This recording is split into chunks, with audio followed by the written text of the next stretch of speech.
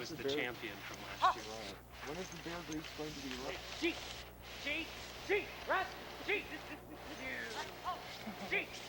We've got a flapjack feast over at Fitker's Saturday morning, so really it'd be a fun day. They can head over to Fitker's, eat the flapjacks, and come on over here and do the cutest puppy contest and go for a whirl around with the champion musher. You can't beat that for a deal.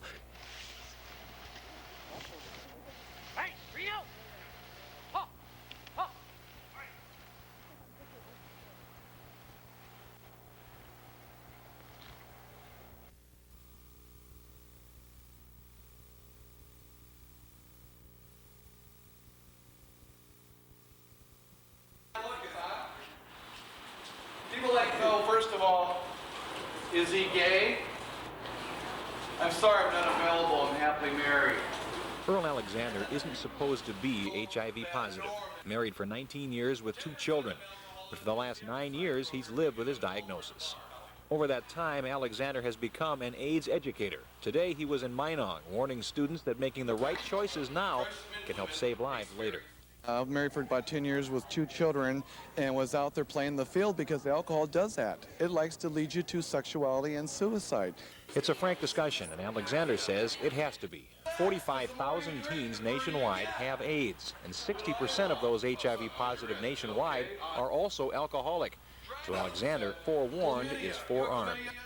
High school, all the varieties of STDs and HIV that's out there, and alcohol and drugs do lead to AIDS. Older students know of the danger, but younger kids don't, and Alexander reached them today as well through basic information. But above all, young children need to learn to say no.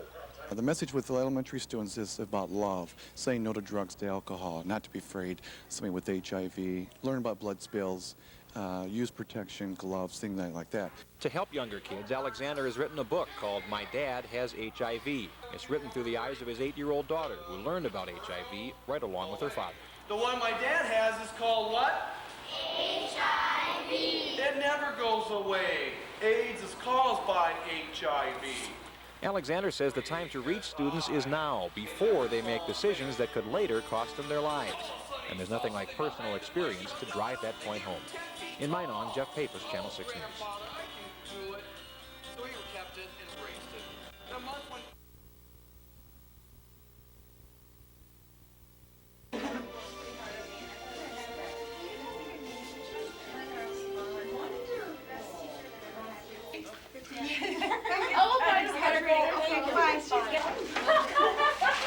Oh, you shut up! I promised you times almost.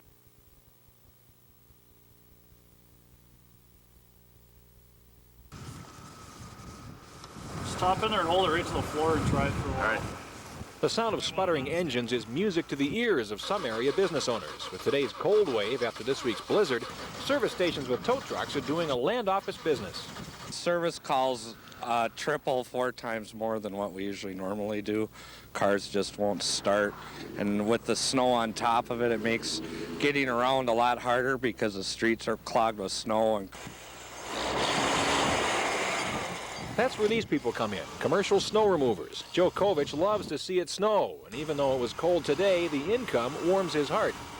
It creates quite a lot of income for us. Really keeps us up a lot of long hours. Not much sleep. The guys put in a lot of hours working, but, you know, it's really the bread and butter when you get bigger storms like this because there's a lot of snow removal included in with it.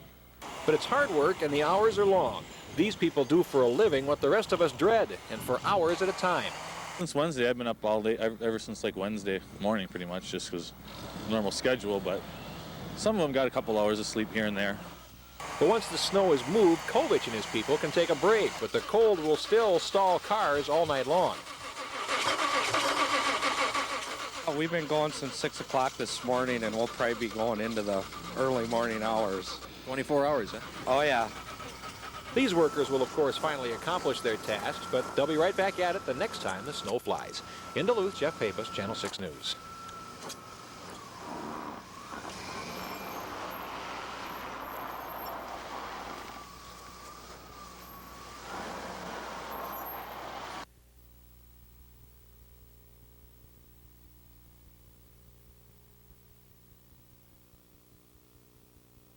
Northland deer hunters aren't upset about the upcoming DNR deer feed, but they're furious about the concept. They say the agency is being selective about enforcing its own regulations. They want a deer feed here. The St. Paul administrators and the Puzzle Palace in St. Paul, they have to stop being so arrogant and start looking at serving the needs of the people and trying to accommodate them.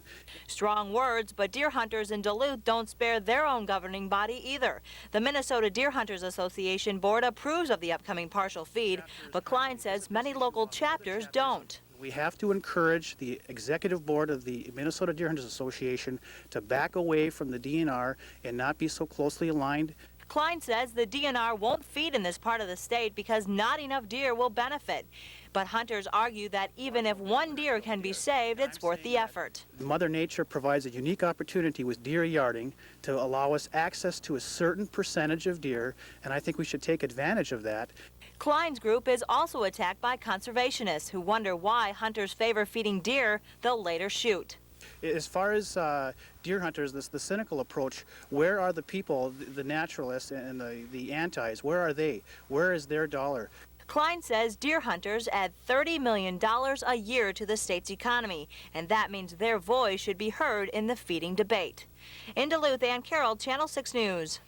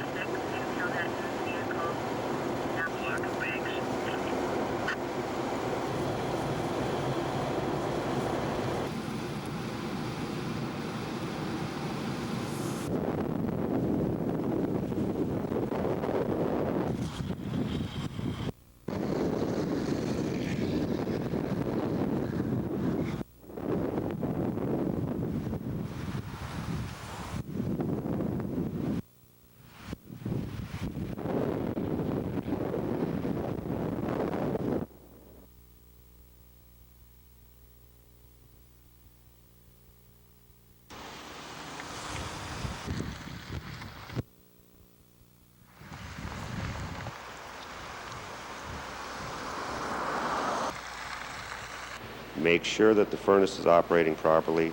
If you have to call a repairman up, have it checked, I would do that. Same with your wood-burning stove, your water heaters. This time of year, if they're not burning correctly, there's going to be some problems. People tend to put a portable electric heater in a spare room to heat that up or something, running extension cords along the floor. That's a problem.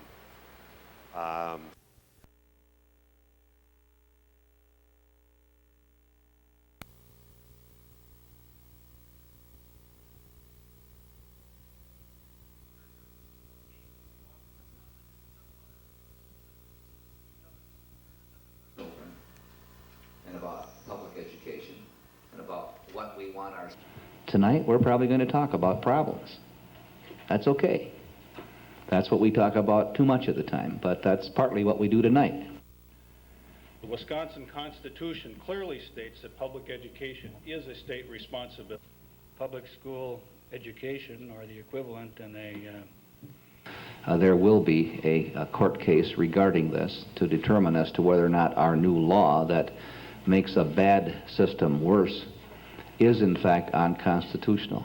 Here, either the public school library or the public library system, technical college, university, teachers, principals, administrators, whatever.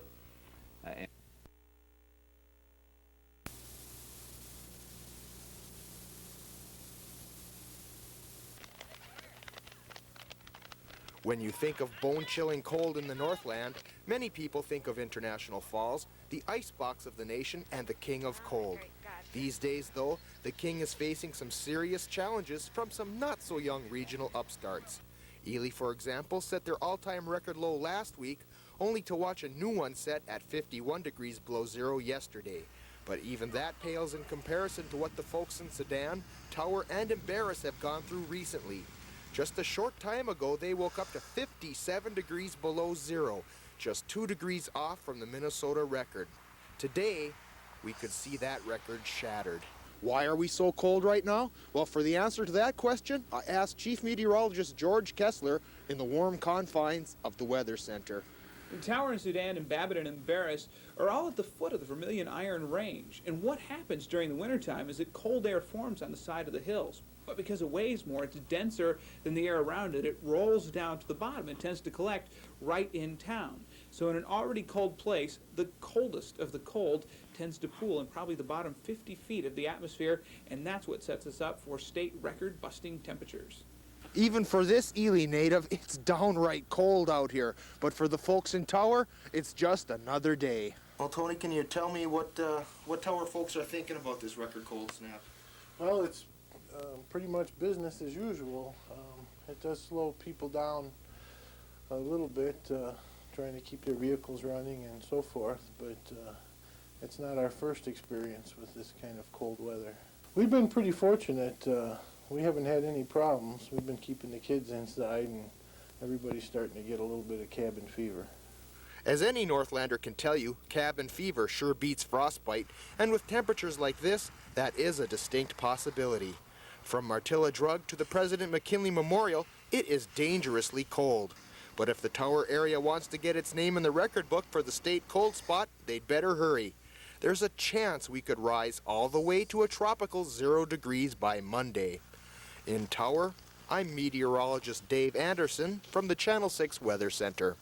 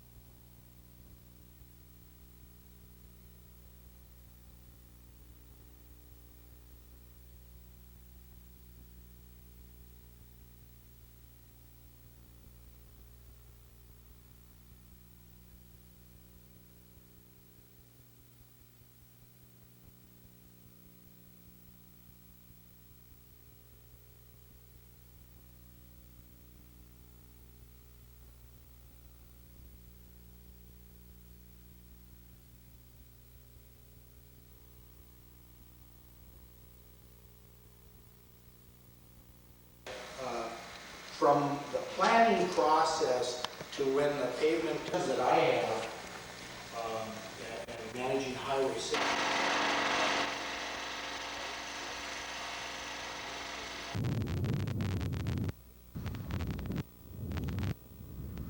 Based on the county's engineering work, they would like to see a set of flashing lights suspended out over the highway that would be visible over the hill to the west and would be visible east over the cars that are being switched across the road.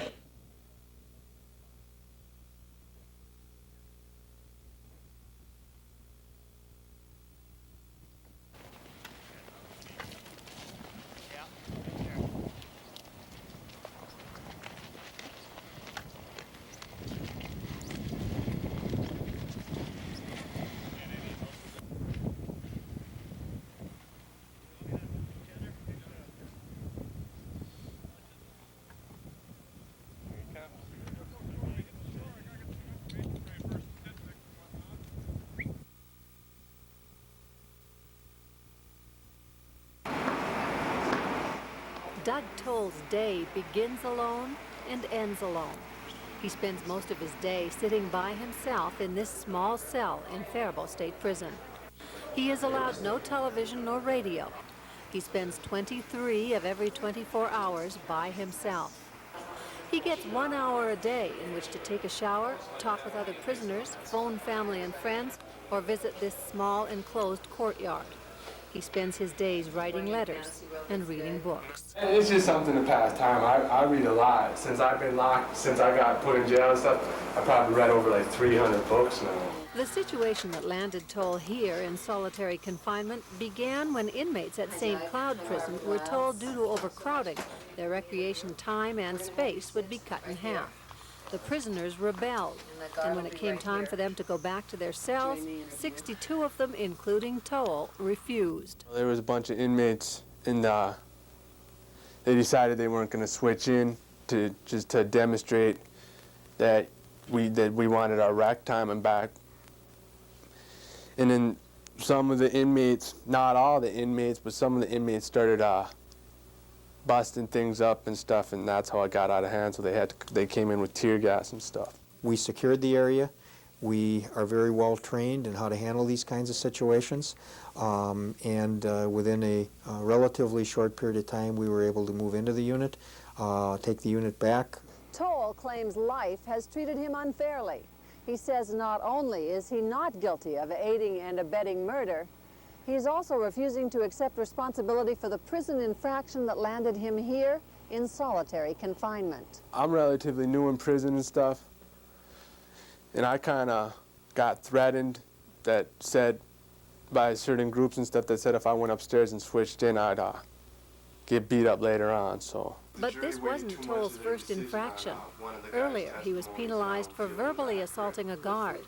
Toll said he wasn't swearing at the guard, he was just talking about him profanely when he was overheard. He blames the guard for eavesdropping. As for the crime that put him behind bars for up to 11 years, I don't think I'm guilty. I think I don't think my trial was very fair. Why not?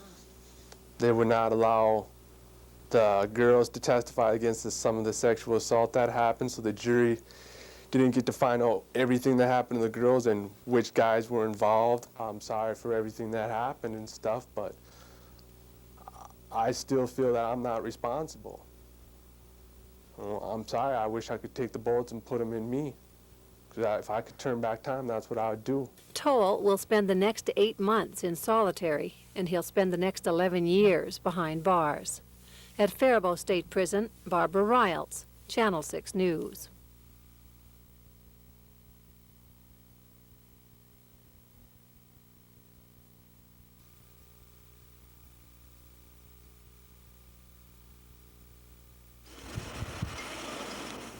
He was mad, and he was saying stuff, and I was just like, everybody says stuff like that once in a while when they're mad, so I just thought, he was whiskey talking. And I knew he had the gun and stuff, but I just thought, he ain't gonna do nothing. I thought at the very worst he'd scare somebody or something. Doug Toll says he never thought that Sam Witherspoon, Keith Hermanson, or Peter Moore would be killed at a house party in Duluth's East Hillside in 1994. One thing they did, they dubbed me as the man that loaded the gun. That ain't true. What is true? I did hand him a couple of bullets, but I didn't know he was loading the gun at the time either. Once the first shot, I knew exactly what was going on then, yeah. And then what did you do? I couldn't do nothing. There was other shots went off right away, and I crunched in a little ball and slammed against the side of the stairs and crouched down. What was going through your head during the shooting? I was like, oh my God, I didn't know what to think, I was in shock. I never meant no killing. One thing Toll wants the Northland to know is that the victims were his friends. Sam and Pete were my best friends. Keith was a friend, but more of an acquaintance. If you could, what would you like to say to the families of the victims? I wish I could take it back. I wish I would have did something that night to stop it. Sharon Witherspoon wishes he had too. The night she lost her son on his 21st birthday is one that will live with her and Sam's brothers and sisters forever. I can't imagine what my kids are still going through. the way that it has affected our family is that their grades have suffered. They lacked motivation, but things are getting better right now. They're beginning to move on, and for that I'm grateful. The main thing that has gotten me through is the support and the concern that the people of the community and my church has given me, and close friends. Part of that support has come through several organizations formed to help Duluthians cope with the aftermath of this violence. At Faribault State Prison, Barbara Riles, Channel 6 News.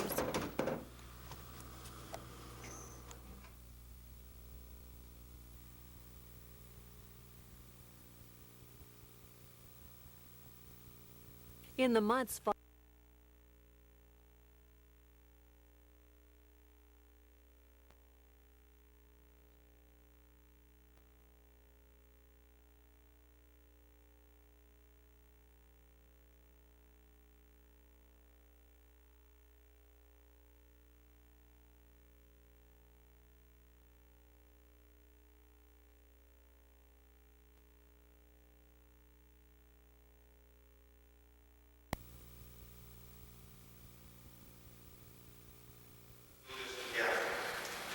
In the months following the triple homicide, members of Duluth's black community worked hard to keep Duluth from dividing along racial lines.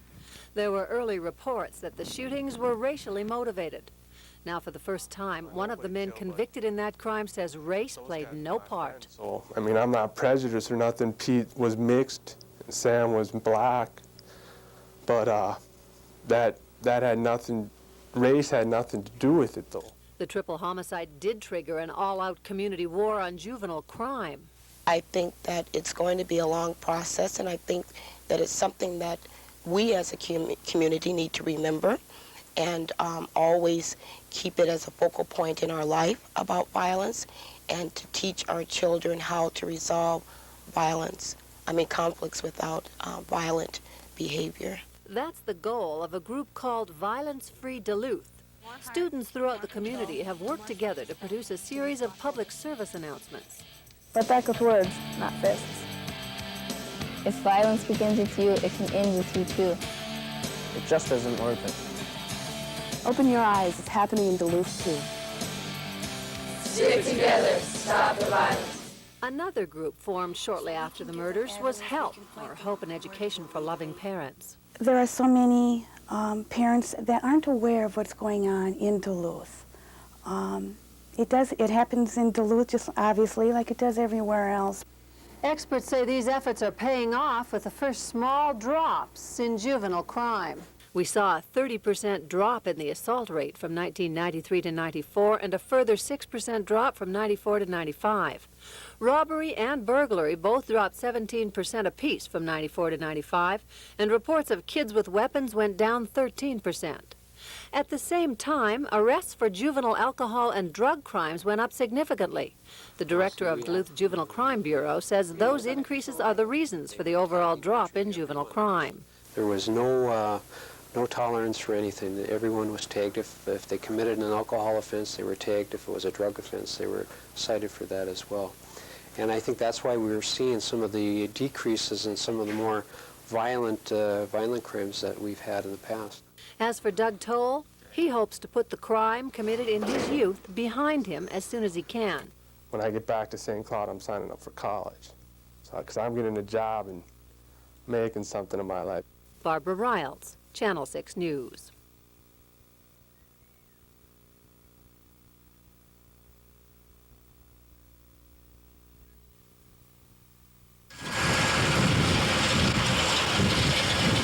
Snowplows, dump trucks, and graders. Many street crews around the Northland are still playing catch-up from last month's heavy snows. This winter, over 90 inches of snow has fallen. Usually by this time of the year, we are averaging about half that. We've got just about twice the amount of snow that we normally have. So, yes, we're catching up. We've been either pushing, moving, or removing snow since Thanksgiving weekend, and it hasn't slowed up. In fact, if it doesn't slow up anytime soon, Duluth street crew officials say they could run out of room to dump any new snow. And with our snowiest month just around the corner, that may mean problems. If we get a lot of snow in a short time frame or within the next month or so, we're going to be hurting for storage area.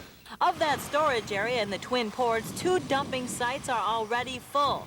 In Duluth, officials say they are looking for alternative sites in case of big snow for the first time ever. They're running out of room at snow dumps across the Northland like this one, and officials say they haven't been this full since the megastorm back in 1991.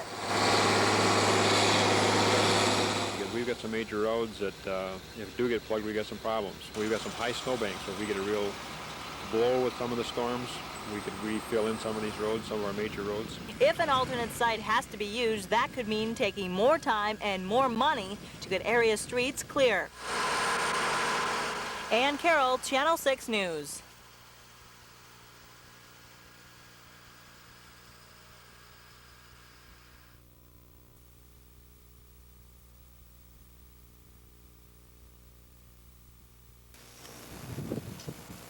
On January 18th of this year, there was an armed robbery at the North Shore Bank of Commerce. On February 5th, a man robbed the Cloquet Co-op Credit Union in Duluth. Police are still searching for suspects while trying to stay on top of the increased robberies. It's going up. We believe it's going up, and we look at those numbers. But then again, too, you always have to look at things change all the time. There were 8 armed robberies in January, compared to just 1 the same period last year. In fact, there were only 29 in all of last year.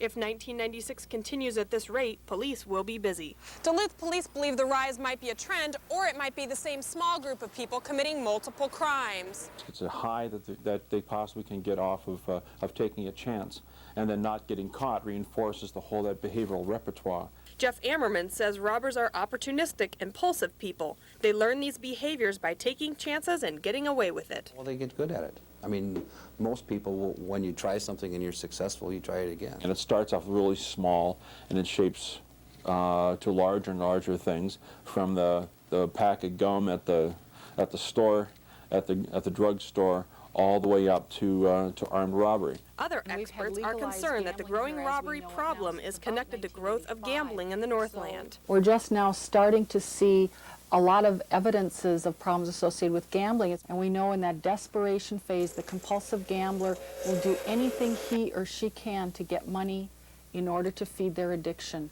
They've already gone through everything they can get their hands on legally. But whatever the motive for the robbery, police and psychologists say crimes can best be reduced if potential criminals know they will get caught and punished. In Duluth, Kim Steininger, Channel 6 News.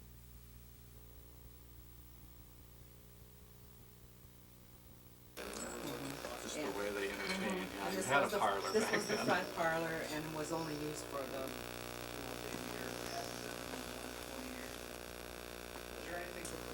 and from every part of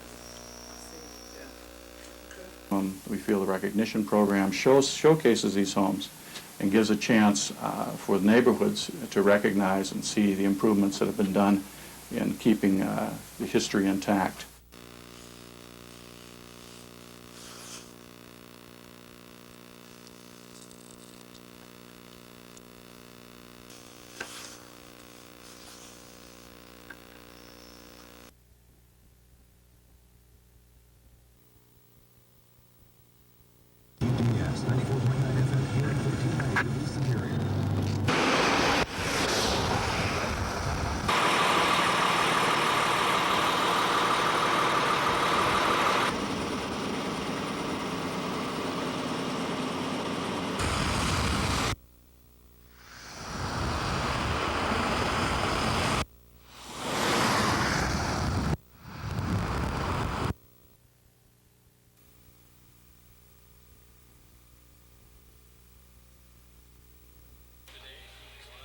Recently, 2 young black men were falsely arrested for robbing a pet store. The 2 were picked up and held for questioning before being released. One man in that incident, Milton Williams, says the whole experience was humiliating. I was at the mall doing a little shopping. I was coming out of Wilson's leather store. Policeman came, pulled his gun on me and my friend and told us to get on the ground, searched us and handcuffed us.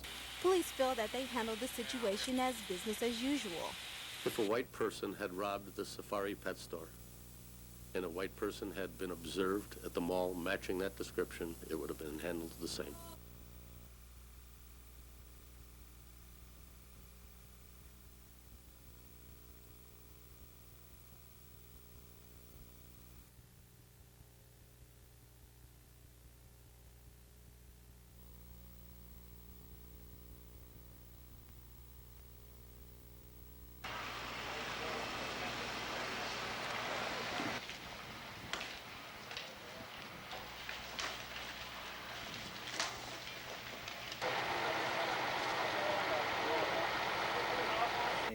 morning, and when we arrived, there was smoke coming the whole length of the building, and all the businesses coming from the eaves, and inside the buildings were filled with smoke.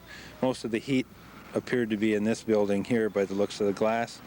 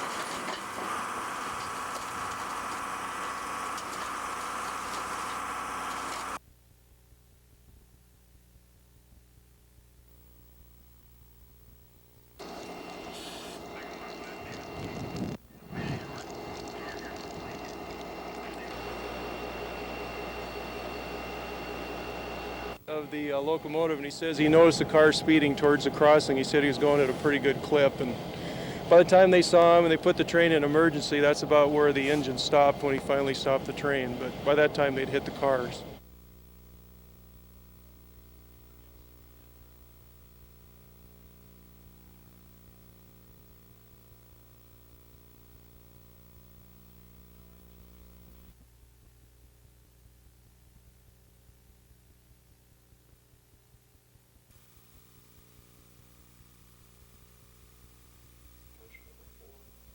Be it resolved that the law should protect the rights of vulnerable people by not allowing euthanasia or assisted suicide. All in favor? While issues like assisted suicide and abortion were central to discussions at Republican caucuses throughout the state last night, the main thing that brought most people to the meetings was casting a ballot in a non-binding straw poll for a presidential candidate. For our caucus, Pat Buchanan gets 4 votes, Bob Dole 3, Lamar Alexander 2, and Steve Forbes 1. The results of this small Duluth caucus reflected the statewide straw balloting. Bob Dole pulled in 42% of the vote. Pat Buchanan came second with 35%. Alan Keyes came a distant third with 10.51%, with Steve Forbes and Lamar Alexander trailing. On the Democratic side of caucus night, turnout was better than expected in a year when the presidential candidate is a shoo-in. DFL party spokespeople say more people attended caucuses last night than did in 1994, with an estimated 38,000 Minnesota Democrats showing up. This year have more to do with issues, and it probably has more to do with issues and passing resolutions and looking forward to the county and state conventions. Caucuses are the first step in picking delegates to party conventions.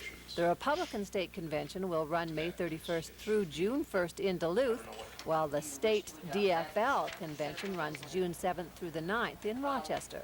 In Duluth, Barbara Riles, Channel 6 News.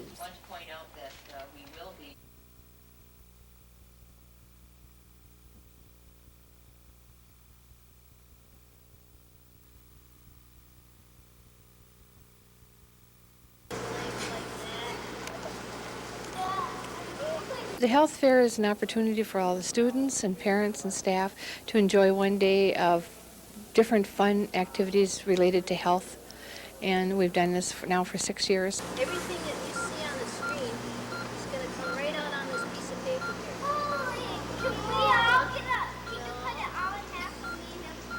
here. I learned how to sew a turkey, and I found out what kind of instruments there are for hospital.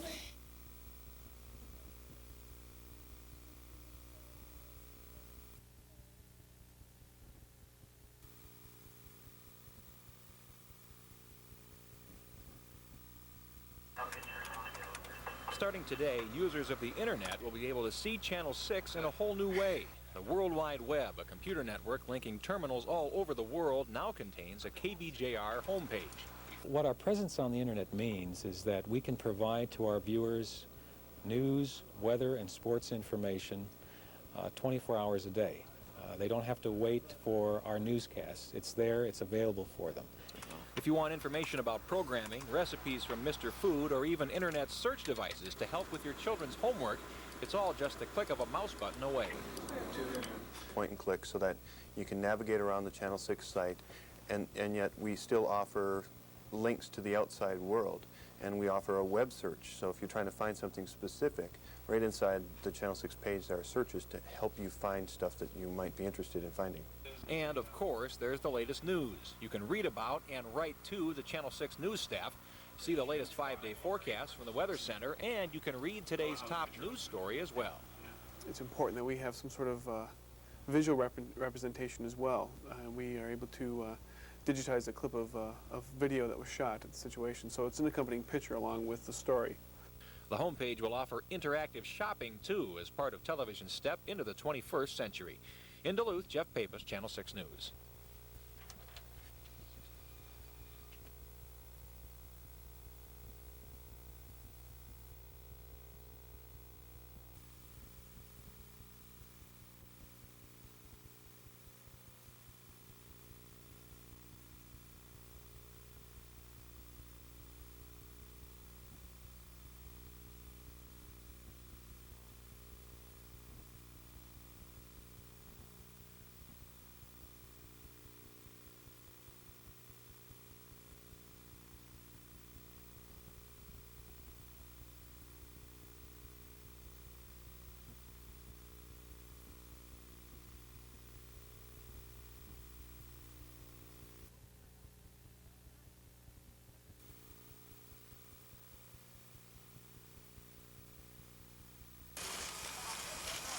Two Northland seniors have lost their lives in fires over the last 36 hours, and officials who know even one fire death is too many are again urging Northlanders to check their homes.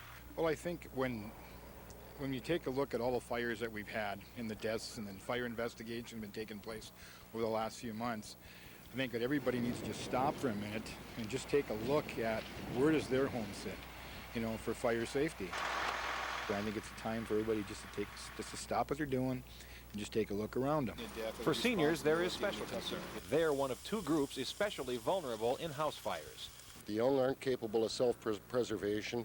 In a lot of cases, the elderly aren't either. So they have to take extra steps to fire safe their home.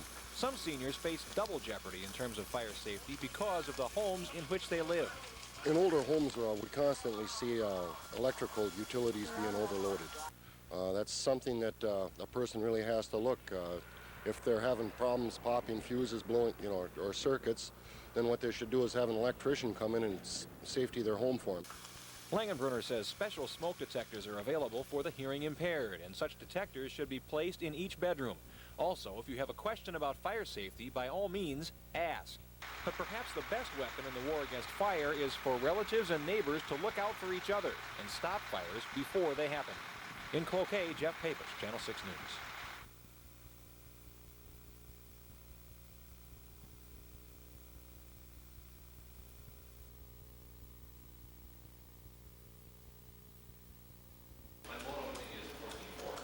In education, the internet is the place to be. Numerous school districts are getting their net connections set up, but perhaps no district has more of them than Cloquet.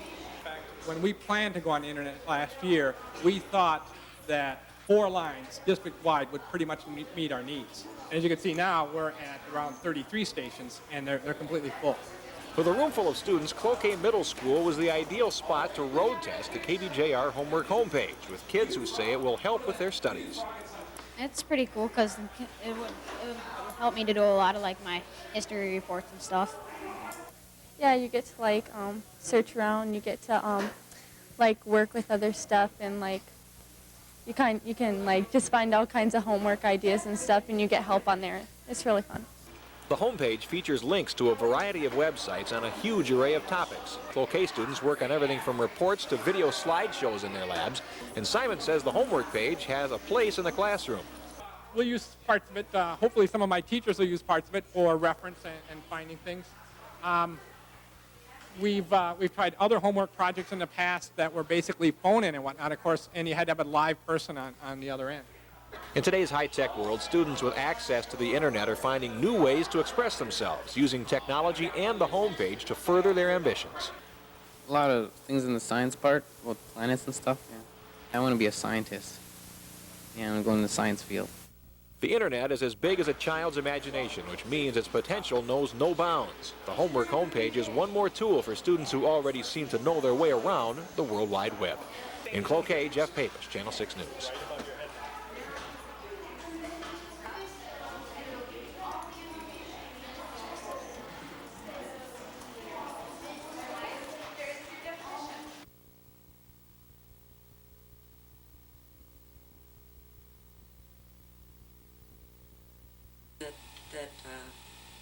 Well, she kept saying she had to push, and we're telling her, no, don't push, you know, just breathe, breathe, breathe. So everybody in the car is going, Never in a million years did Vicki Hansen ever think she'd have to deliver her granddaughter, Brianne Antoinette, in the front seat of her car. She and the baby's parents set out from Port Wing just after 6 a.m. Labor pains were far apart, and they all believed they'd have plenty of time to reach Duluth. Baby Brianne had other ideas. In between like Iron River and Superior, my water broke, and so then she said that the pains will start coming harder now and everything, and just what I need, you know. When they reached Superior, the baby's head began to crown. Her father, John, climbed into the front seat and delivered Brianne. I don't know, I was scared more than anything right away, you know. After that, after she cried, then I was all right. After a harrowing ride through snow and labor pains, Danielle gave birth to her daughter just after they crossed the High Bridge into Duluth. Brianne arrived in the world at 7:46 a.m., just a few blocks away from St. Mary's Hospital. 4th Avenue West and 5th Street, which is like a block from here, or 3 blocks. That's when the baby was actually, I pushed and she came out. Within minutes, the new baby, mom, dad, and grandmother arrived at the hospital where the medical staff took over. When asked to sum up the day, Brianne's parents were not at a loss for words. Quite unexpected. Yeah, it's quite the rush. Yeah. Yeah, she can talk, no.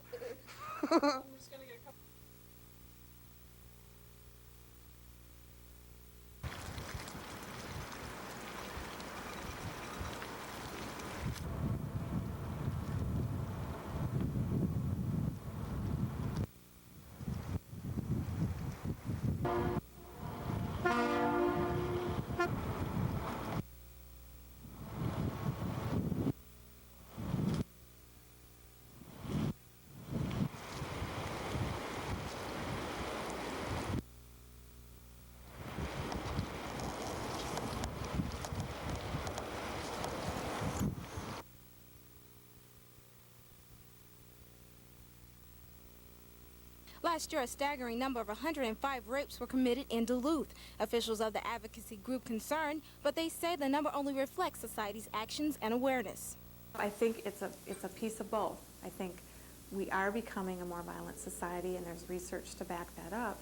And I also believe that we are getting better at reaching out to people and telling them that it's okay to talk about being a rape survivor, and it's okay to reach out for help. Duluth police say many factors go into determining assault statistics, including rape of children. Yes, I can then choose to put in all of the adult sexual assaults and call those rape because that's the common perception. That's the rapes. But what we do here is all of our cases go into that category because there is no specific category for sexual abuse, which talks technically of the sex crimes against children.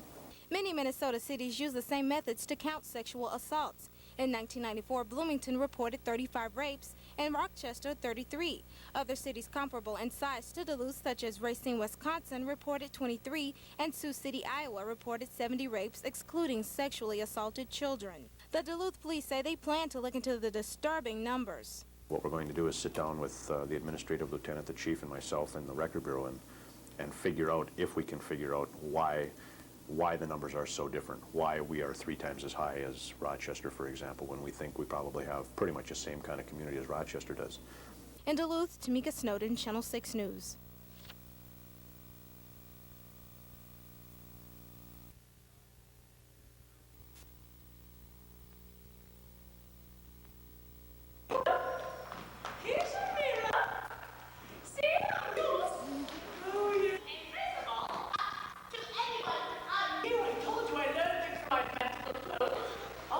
Our mission here with our performing arts series is not only to bring in a little bit of culture and education, but to entertain.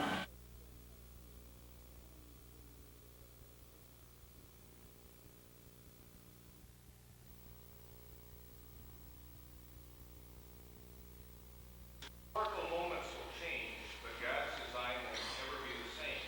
It's a safe, future world. Today, our strength.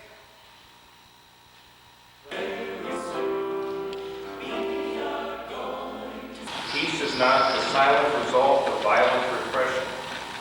Peace is a generous, tranquil contribution of all to the good of all.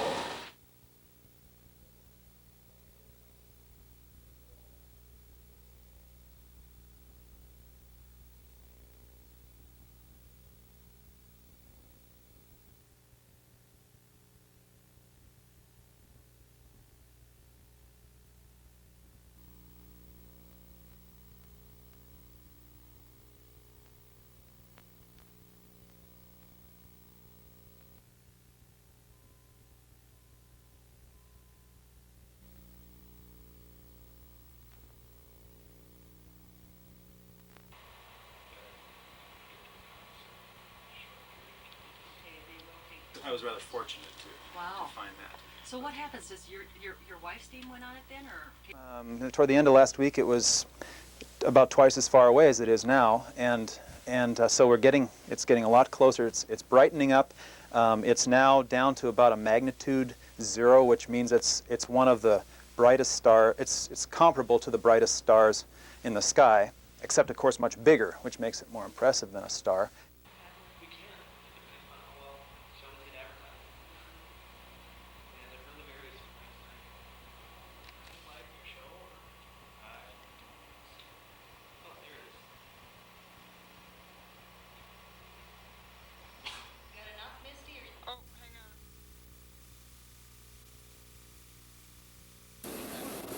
The force of the explosion at Beta Steel's Portage plant blew 2 huge holes in the side of the building and shook sheets of its corrugated steel exterior loose. Debris was thrown hundreds of feet, one piece shearing this utility pole in half. Larry Spitka was inside the plant at the time. As I was talking to the supervisor, I just let everything down and ran out of the building and went to make sure that everything else was okay.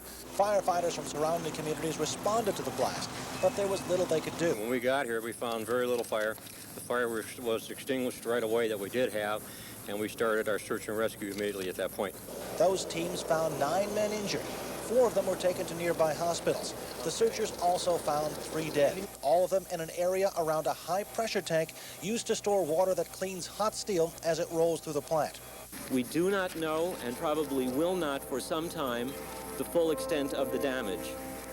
We do not know the cause of the explosion at this point. Along with local fire officials, teams from the Federal Bureau of Alcohol, Tobacco, and Firearms are part of the investigation. That's normal, according to plant officials. But as relatives gathered at the gate of the plant waiting for news about their loved ones, some, like Richie Myers, complained about safety inside. His brother Keith was one of the fatalities. There's supposedly two 5,200 gallon air oil pressure tanks in there, and my brother just reported a few days ago that one of them had leaks in them.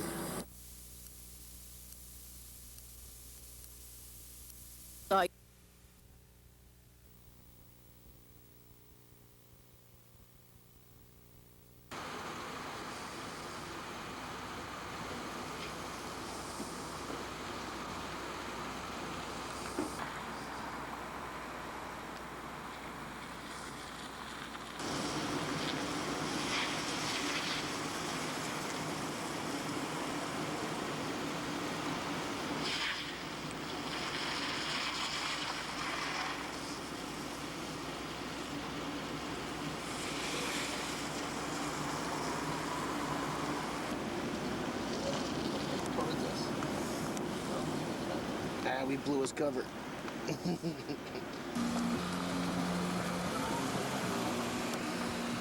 like we're using a shot.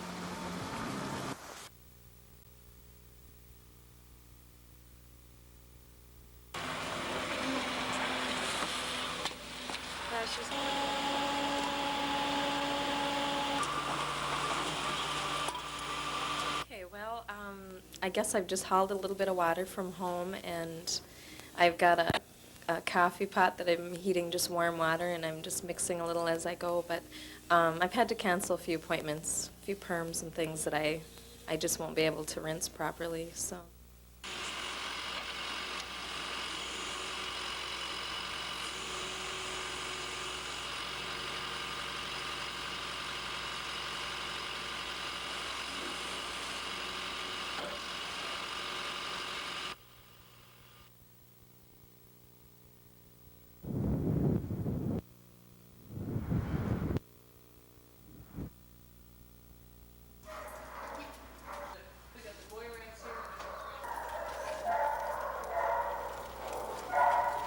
It's been a tough week.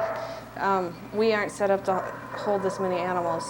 And so as you can see, the cats were all in one, well, not all the cats were in one cage, but a lot of cats were in one cage, and we just try to set it up as comfortably as we can for them.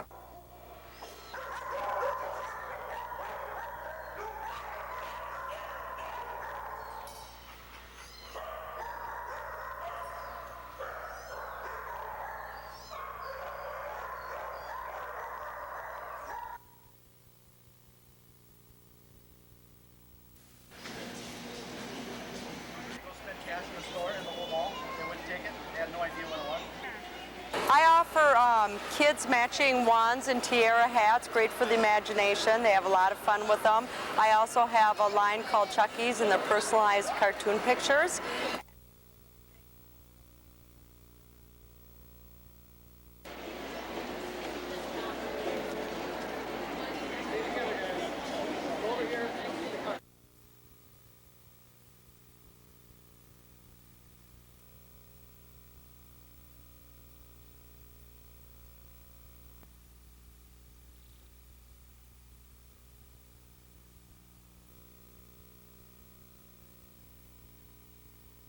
The accident and will not make a pronouncement until they are reasonably sure that all scientific evidence has been available to determine a probable cause.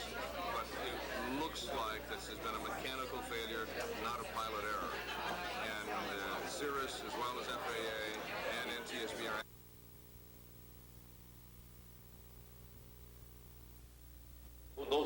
We're talking about the best in the business on a CD-ROM called Comedians, and all available for your entertainment by just clicking your mouse around on an on-screen comedy club. I wrote a thing about Gil Burnett doing the Babe Ruth story. I thought it would be interesting. The late Gil, he would have been a great Babe Ruth. Say, Babe, can you hit a homer today? Yes, I am. Things going on now, like in Mexico. Some people think it's a sport. I happen to think it's cruelty to animals. I'm talking about, of course, cat juggling. The downside here is you don't catch their whole shtick. In fact, only just a tiny sample of their acts, and some of the stuff is really pretty lame. Hey, I've got some good news and some bad news about the fuel situation. The good news is you can now get gas. The bad news is no one can afford it. And this software is really slow. It takes forever to navigate, and there's a lot of wasted energy clicking on boring stuff. There are some backstage pictures, some sample bits, and more than a dozen or so comedians. There's way too many dirty jokes here. The CD-ROM carries a mature over 17 sticker, so you may not want the kids to listen to this. But some of the artists are funny, like Stephen Wright, even if the CD-ROM skimps on content. The UFO landed. 3 1-inch tall guys get out. They walked over to me. I said, "Are you really 1 inch tall?" They said, "No, we're really very far away." Comedians comes in both Windows and Macintosh versions, and you can pick it up on the street for about 40 bucks or so. If you got a question or comment about computers, hardware, or software, you can reach me anytime, online. You see the address right there on your screen. Till next time, Mike Wendland for NBC News.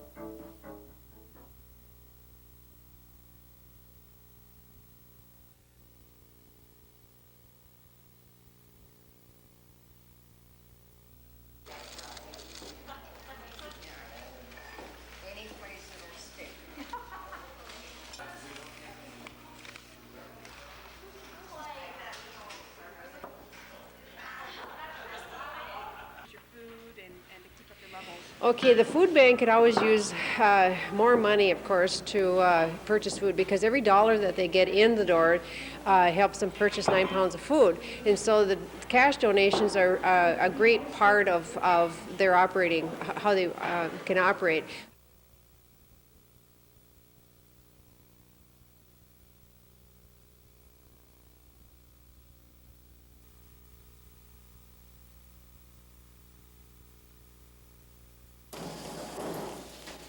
It's hard to believe that just a few years ago, 54-year-old Kay Whitman underwent a double bypass surgery due to heart disease. But she took her doctor's advice to heart and changed her lifestyle to include exercise and a healthier diet. I eat much differently now than I did 6 years ago, and it's really not a problem. I like nutritional foods, and I find that there are many nutritional foods that taste wonderful. In our daily battle to stay heart healthy, grapefruit and grapefruit juice are powerful allies because they contain no fat, cholesterol, or sodium. In an effort to help people make healthy selections at the grocery store, the American Heart Association has a food certification program. Grapefruit is the first fresh produce to receive the program's Heart Check mark. The American Heart Association's Heart Check mark will help consumers quickly identify products in the store, such as the Florida grapefruit, that are low in cholesterol, low in fat, and will fit into a good nutrition program. And we do need help here in this country choosing a good nutrition program that's low in fat, low in cholesterol, and tastes good. Studies show most Americans still have diets high in fat and calories, but no more than 30% of total calories each day should come from fat.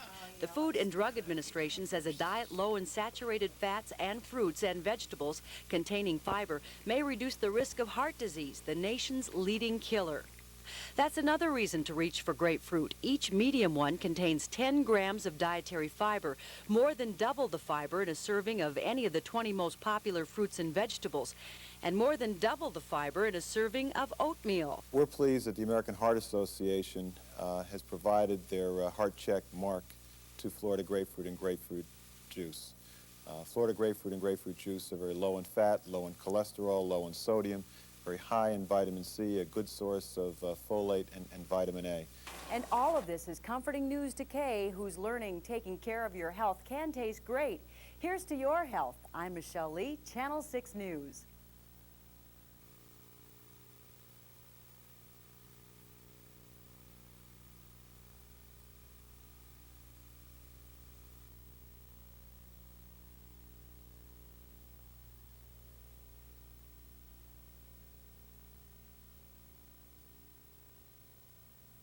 Realize that past a certain point, you don't have to suffer like this, that it does get into biological concerns and that medications can be helpful.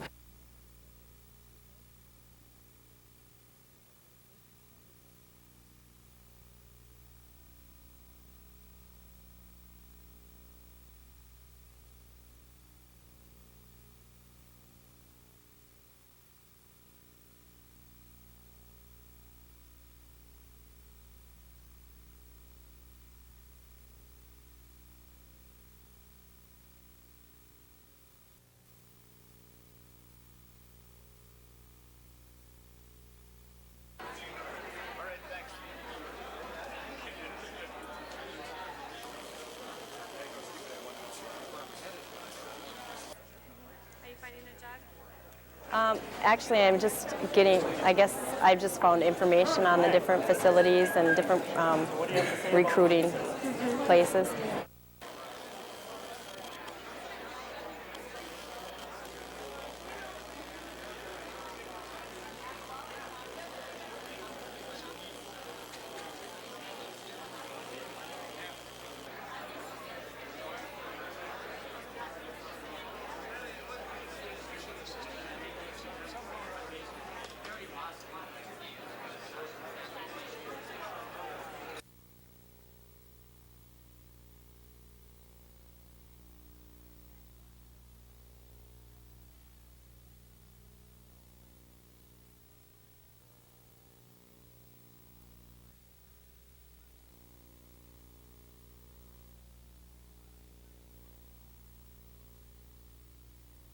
As a rule, if you're concerned about preserving your skin and the onset of premature wrinkling, just avoid soap altogether and go with a good cleanser and toner.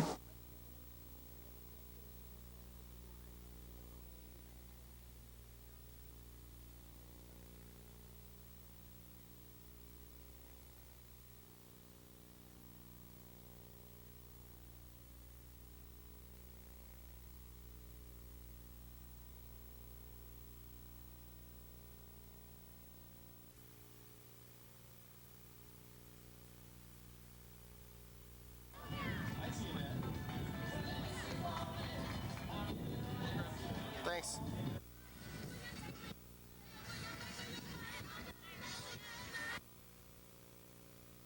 So we're walking for all those people with MS who can't walk. And this walk started in Carlton, and it's a 15-mile walk all the way back here to Duluth.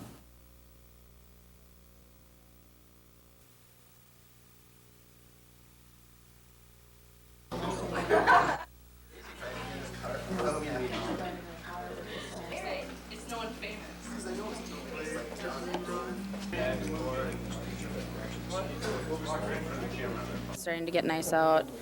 Everyone might go out and party on the beaches or cabins or whatnot, and we thought that this would be a good time to promote such an event.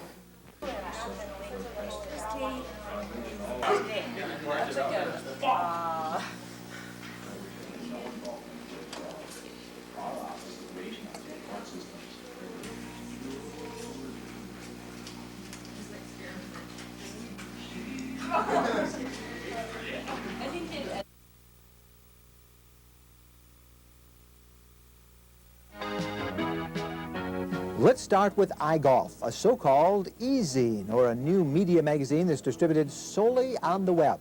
I was very impressed with their first-rate coverage of the recent Masters tournament. There's also lots of features and news stories and golf tips as well. But be sure and check out the photo gallery. They got some great shots here. Here's another must-visit golf site. This is the U.S. Golf Association homepage, and here you can find the official rules of the game, no more arguments, how to handicap, and discussions about greens and things like slow players, and all sorts of other interesting stuff.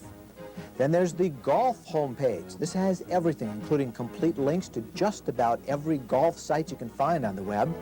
Finally, don't forget NBC's golf tour site. It too is loaded with other links, but check out its tournament coverage, along with a schedule of what airs on the network at what time, all throughout the golfing season. Now, we just showed you a tiny sample of what's available out there for the golf nuts. If you want to get a whole list of them all, go to our net surfing site on the World Wide Web. See your screen there? There's our web address. And there's also my email address. Now, if you send me a site, any kind of a site, and we feature it in one of our net surfing reports, I'll send you one of these cool net surfing t-shirts. Till next time, I'm Mike Wendland for NBC News.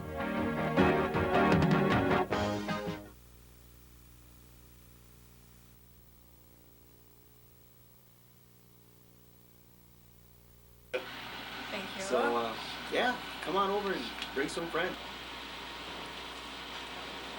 Assistant middle school principal, Alan Okay. Hayward. Is there like a special entree? No. Somebody else can solve it. Get together and share some ideas and see how we, as a group, as a community, can approach this and say, that this just isn't right, and to do something about it.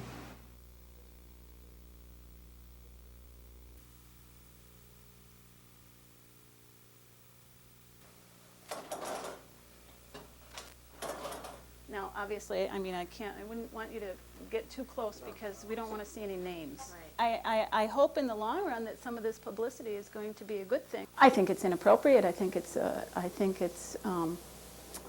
unfortunate that the county board doesn't have anything better to do than pursue records strictly for the purpose of storing them when they're active patient records to us.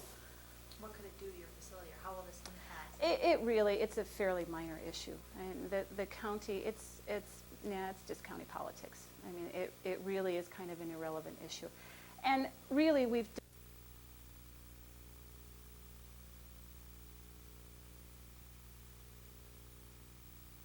That's it? That's it.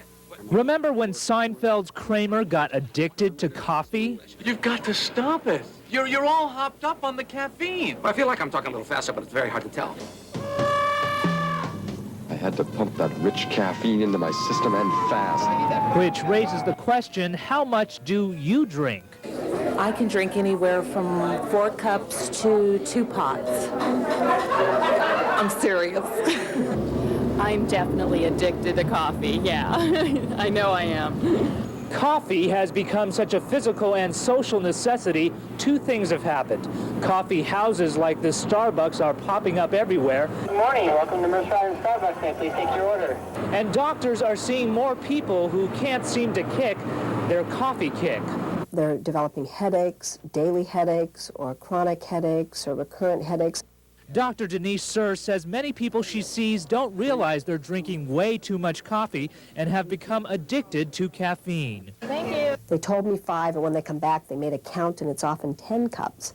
And 10 cups to me seems amazing, but not when they explained how they got to 10 cups. If they looked at from when they got up till they went to bed, the refilling of the cup. It just made me shake all day and rattle all day. Dr. Sir says a morning coffee drinker who starts feeling run down by mid-afternoon is probably drinking too much. And don't forget about all those sodas. They also contain caffeine and can add to the problem. But as more drinkers become addicts, others have decided to stop. I've kind of given up the addiction. Now I'm drinking decaf, but it's just as tasty. You're racing. Well, I got things to do. I'll see you later. Bye. Ted Chen, NBC News.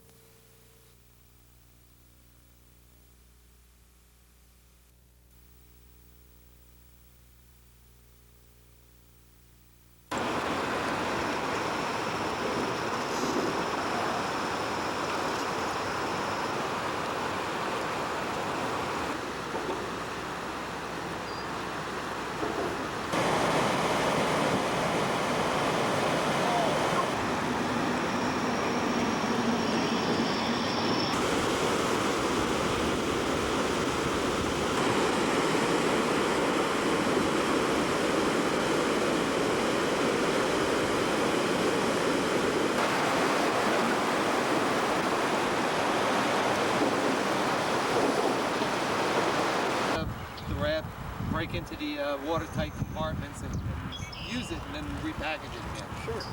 I've driven past it. Sure. Billboard, yeah. Sure. I've just never gotten around to doing it.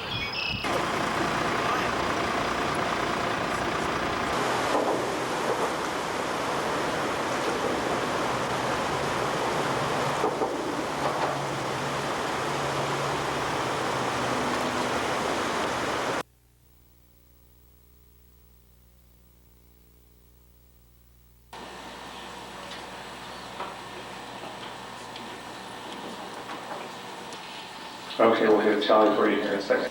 And the only way we can do that is by What kinds of aid that would represent? Hard for me to say.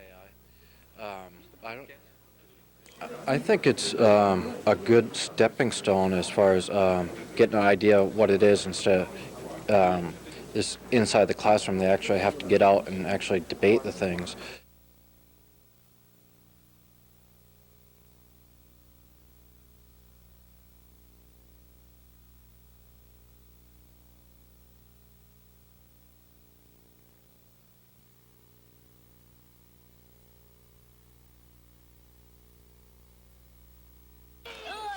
Take a picture of us.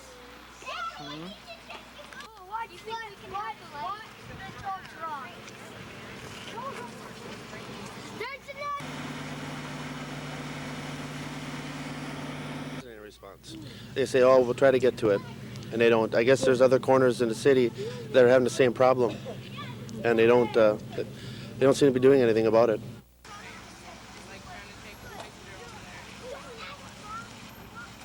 And I'm concerned, and I think really the city needs to do something about putting up stop signs, or because it's going to be a kid next time.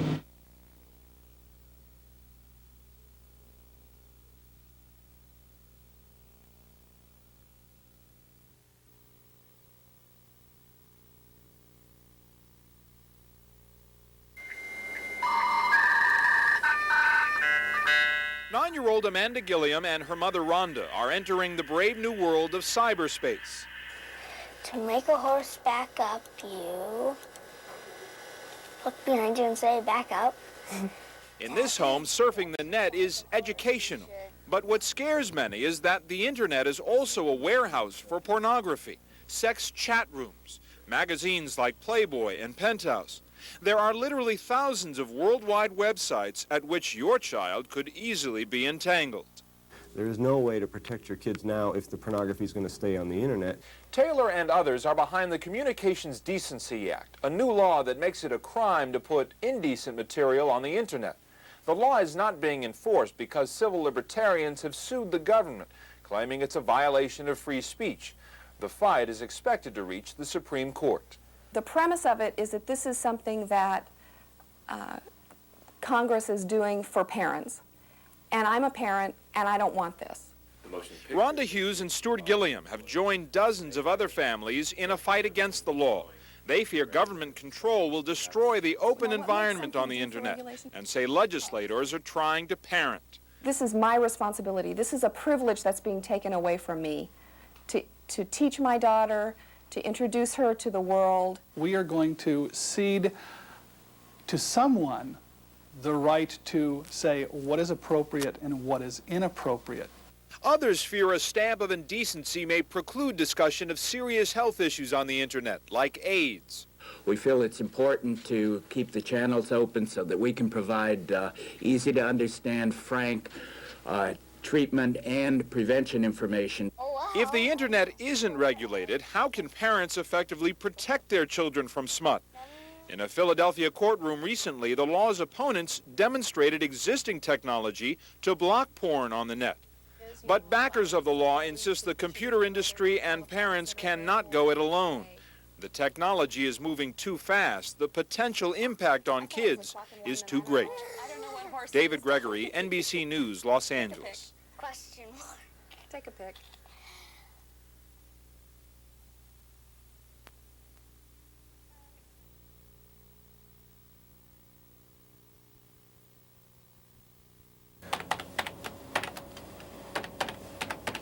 A trip to cyberspace isn't all kid stuff. Nudity, pornography, sex talk, and tips, all online for your child to access. The government is trying to control the internet by making it a crime to put indecent material on the World Wide Web. The computer industry on its own has taken steps to make the internet children-friendly. The newest trend is self-regulation. Larry Magid writes about the computer world. People in the industry were naturally offended by the notion of the government coming in and telling them what they could or couldn't program. And that, I think, created a real wake-up call. Software companies have answered, creating programs with names like NetNanny, Cyber Patrol, and Surfwatch, all of them screening tools for parents. The president of Surfwatch, Ann Duvall, demonstrates. If I attempt to go to a location that we have found might contain inappropriate material, as soon as I try to go there, I get the message, blocked by Surfwatch. Rick Katz developed Time's Up, which monitors how long a child stays on the computer and can block a child from gaining access to the World Wide Web. We think that this Time's Up and other parental control software products are simply a new tool to help control the new technology. The online services like America Online can be programmed to block adult material from minors. And many of the porn providers themselves are taking greater pains to keep kids away. Larry Magid believes government control of the internet may not be the answer. but a self-regulating system similar to what the motion picture industry has done, where people who create sites themselves put up some kind of a barrier to keep kids out. A warehouse for the free exchange of ideas, or a new medium in need of control. The new frontier known as cyberspace is now feeling some growing pains.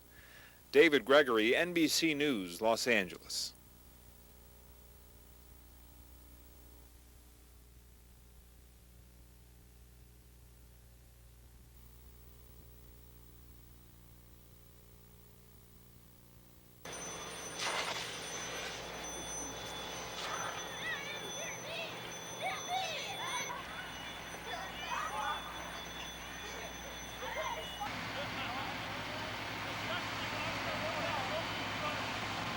Lost my grandparents' photos when they died.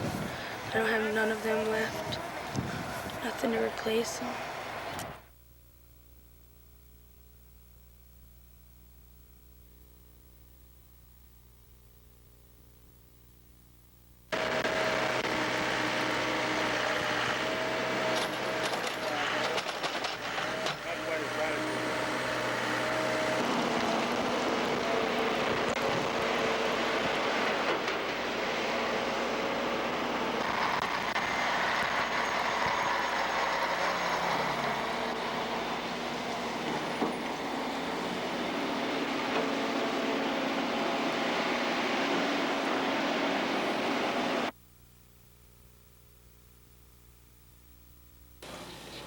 His responses with Mr. O'Neill's. An activity like this in a long time, and then when your wife.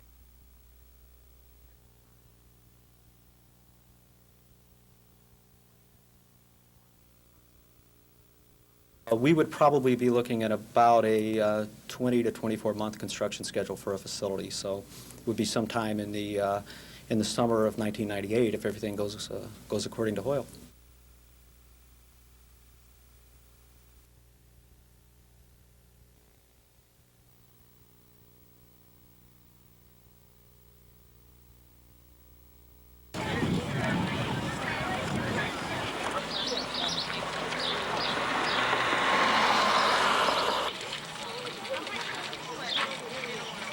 Healthier babies. The money goes for research, goes for education programs to help teach people how to take care of their bodies, what to do to have a healthy baby.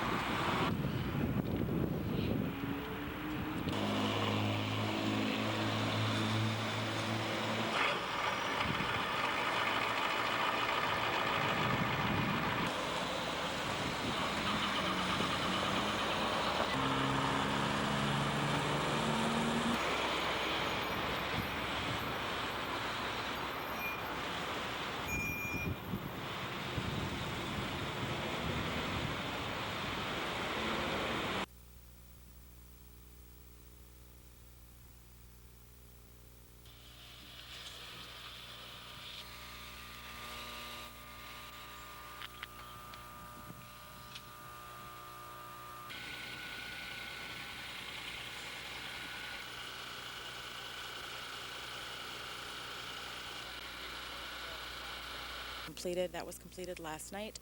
The water is back in the wet well. The last sample was just taken just a few minutes ago. We should have those results back sometime tomorrow afternoon, and if the water tests okay, we'll be back on our regular pumping system probably by tomorrow night or early Wednesday.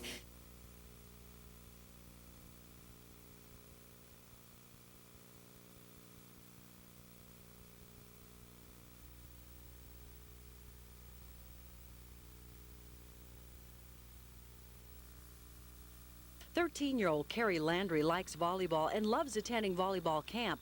But like 10 to 15% of her teammates, Carrie occasionally suffers from exercise-induced asthma. Any sport that involves endurance or very intense exercise is more asthmogenic, if you will, in producing cough and wheezing and some of the symptoms of asthma. Outdoor activities are more likely than indoor, especially in the cool, dry weather. Most athletes who have exercise-induced asthma only have trouble after they've exercised for 5 to 10 minutes. That's when the athlete's airways may narrow, resulting in a cough. Using a bronchodilator, relaxing the muscles of the airway and allowing them to open up is the most common treatment, but proper technique is important for the inhaler and aerosol medication to work. The athlete should breathe slowly through a spacer and hold the medication in the lungs for up to 8 to 10 seconds.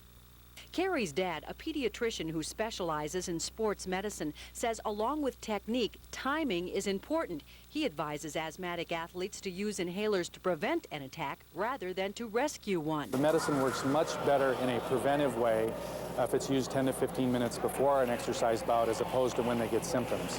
When it's time to rescue the bronchospasm or rescue the symptoms, it works, but it's not quite as effective. Dr. Landry says if an athlete consistently uses the inhaler more than 6 to 8 puffs per day, a doctor should be consulted because a different medication may be needed. Here's to your health. Michelle Lee, Channel 6 News.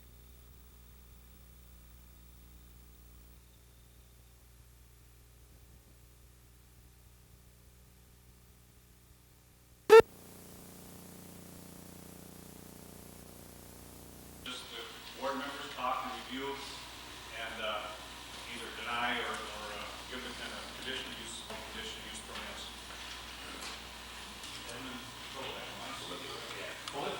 If Moose Lake wants a radio station, our view is put the tower in Moose Lake, not in our neighborhood.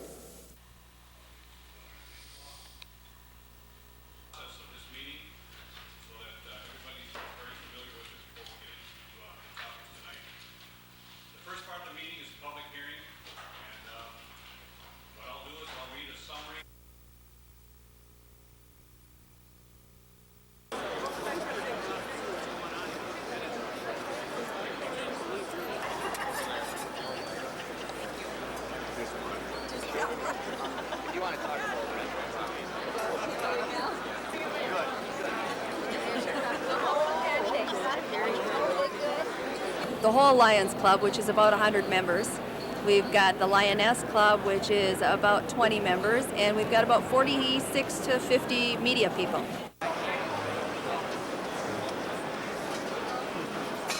Oh, is that good?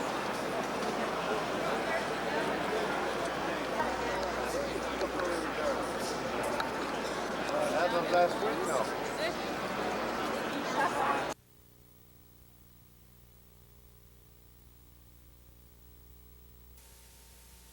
With gas prices rising, politicians are pumping. Presidential candidate Bob Dole says take your car to him, he'll drop the 4.3 cent a gallon gas tax passed in 1993. I've detected just a bit of partisanship here, not, and it's not much. Sir? Certainly no partisanship in the president's selling off oil reserves or ordering an investigation of gas prices, nor in the Republican-controlled committee limiting witnesses to the gas station, bus, train, and plane industries who oppose the tax. And no politics in Democrats insisting that dropping the tax would mean cutting important government spending and might not help consumers anyway. We could pass this tomorrow, and the price of gas the next day could be higher than it is the day we pass the reduction.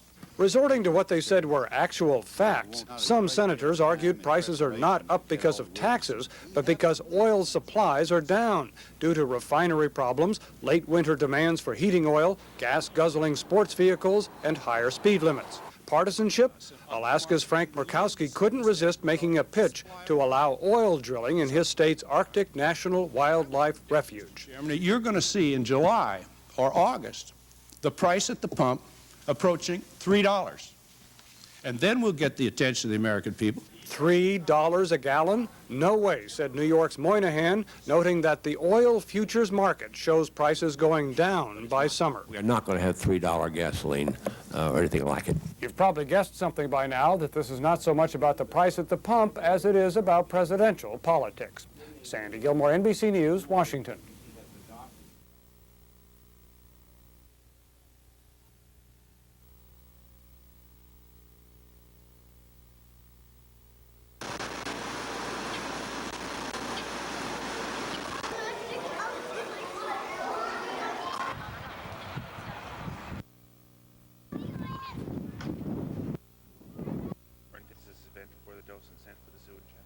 Well, for the zoo, it brings people out to see the operation in the springtime.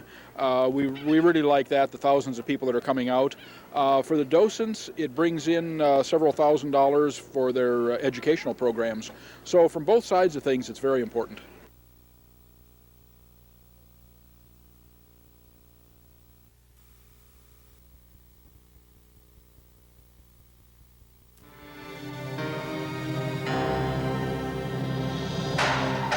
On Wednesday, April 24th, a mobile home was shot full of holes in the Pleasant View Trailer Park near Morgan Park in Duluth.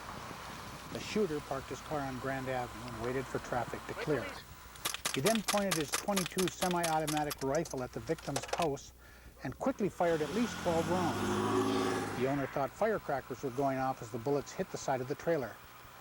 The victim's home was the only one in the park with bullet holes. Was it a random act of violence, or was the victim targeted by the shooter? Crime Stoppers would sure like to know. Call us if you know who did the shooting. We'll give you a Crime Stopper number to use instead of your name, so you will remain anonymous. You could also receive a cash reward up to $1,000. Our numbers are 1-800-974-TIPS or 723-ENOUGH. That's 723-3683.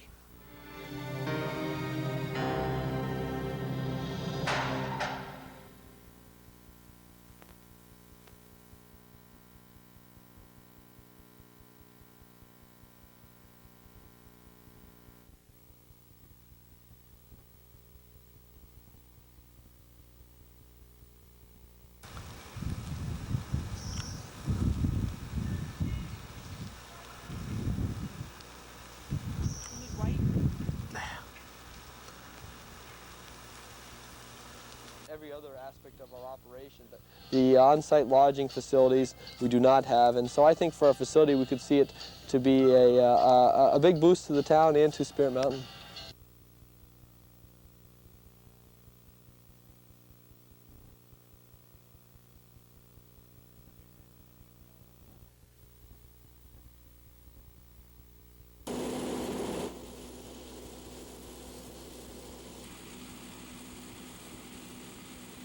President of that law company, though. These guys aren't upset. I mean, I guess it's just something that has to be done.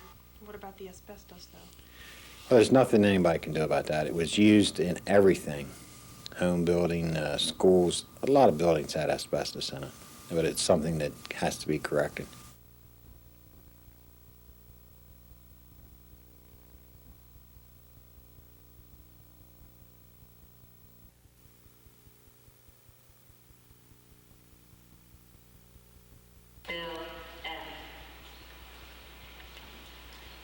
Richard Patrick A. Dilray. Here, Betsy Neepkins from the College of St. Scholastica saw the quilt and decided that it was such a moving experience that she would like to see the quilt come to Duluth and to share that experience with the Northland communities. Jerome. Michael.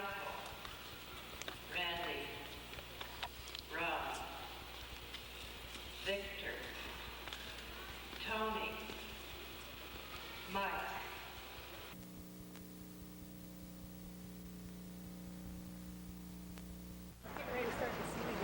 What would you do if you learned more snow was on the way?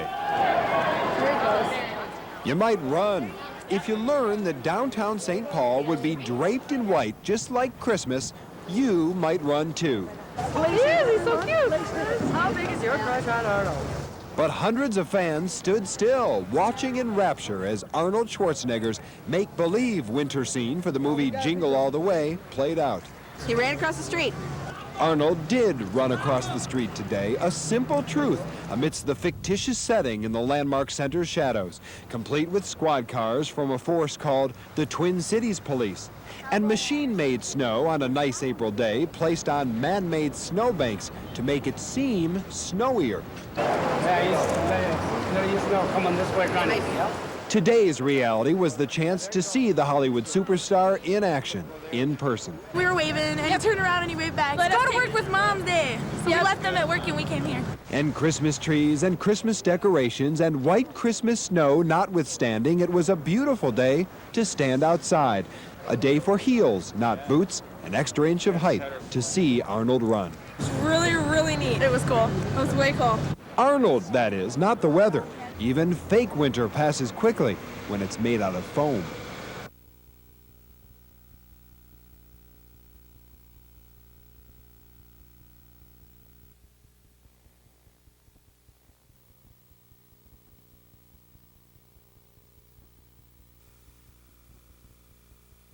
I think it's the right thing to do. Joe Barnier is district ranger for the U.S. Forest Service here along the Gunflint Trail.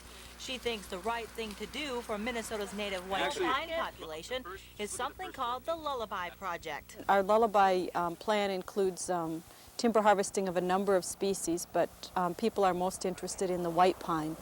And we are planning some harvest of white pine in order to get some natural regeneration. The white pine are not coming back by themselves. Forest officials say the goal of the Lullaby Project is to promote growth of healthy white pine for years to come. Only diseased and dying trees will be taken. Healthy white pine like this one will remain. The unhealthy trees are mixed in with the healthy trees. The project will involve about 140 acres within the Superior National Forest along the Gunflint Trail. About 1/3 of the trees to be taken are white pine. The plan will use logging and prescribed burning to expose fertile soil needed for natural regrowth, but forest officials are expecting controversy over the plan. There are a number of people who feel that there should be no harvesting of white pine at all. The problem with that is that in the future we'll be losing our current stands of white pine if we do that. Our best opportunities for regenerating white pine are in existing white pine stands. Opponents worry that continued logging of these forest giants will destroy the last remnants of habitat critical to some native species. Barnier will make the final decision on the proposed Lullaby Project by the end of June. If it is approved, it will be implemented over the next 5 years. I think it's the right thing to do, otherwise, sooner or later, we're not going to have white pine anymore. On the Gunflint Trail, Ann Carroll, Channel 6 News.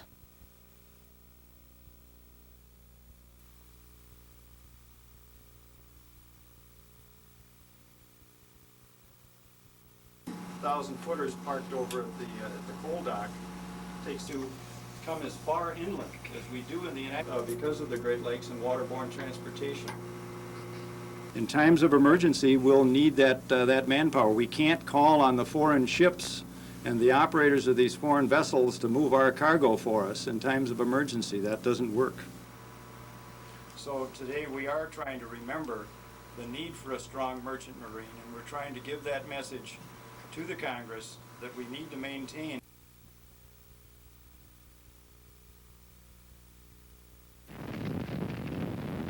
Imagine sitting in your house on a stormy spring afternoon, seeing this thing grinding toward you and your family. This was one of the twisters that killed 19 people in Kansas 5 years ago. Scientists believe the average size of each piece of debris flying around that funnel is equivalent to a 2x4 piece of wood traveling 100 miles per hour.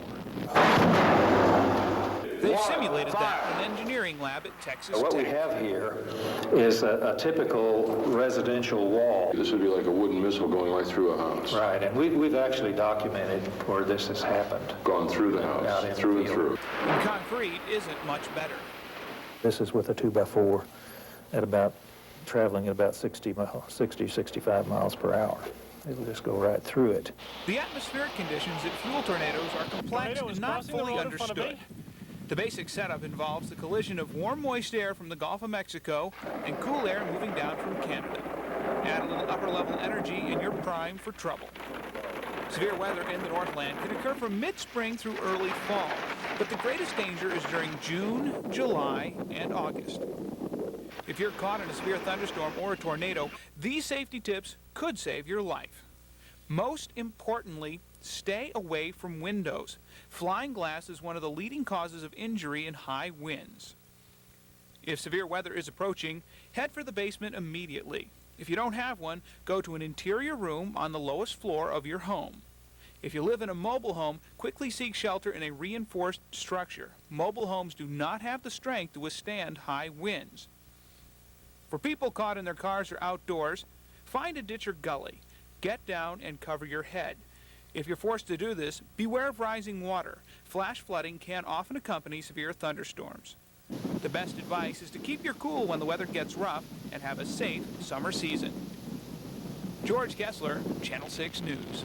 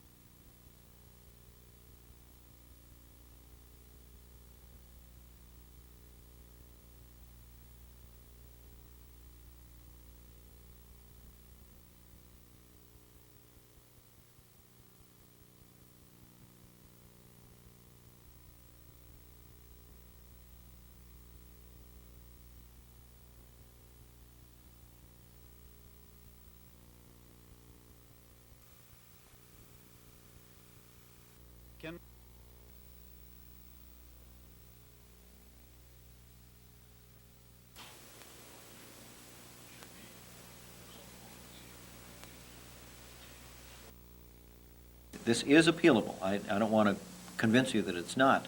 I can't imagine what their claims might be because they haven't submitted any evidence that shows that we have done anything wrong.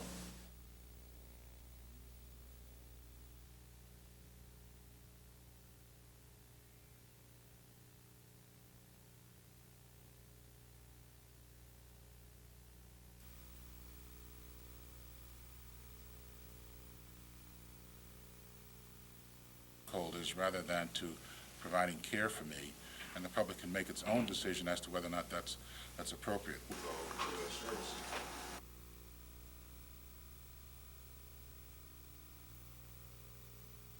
If it turns out that the profit that they're making is substantially greater than a not-for-profit entity, then the public should be aware that a certain, let's say it could be as much as 25% of my premium dollar is in effect going to stockholders rather than to providing care for me. And the tobacco industry, it's better models of health plans as seen by the rest of the country exist here in Minnesota. So you're to be complimented for that. It doesn't mean that you can't allow for-profit entities in other areas such as hospital services and the like.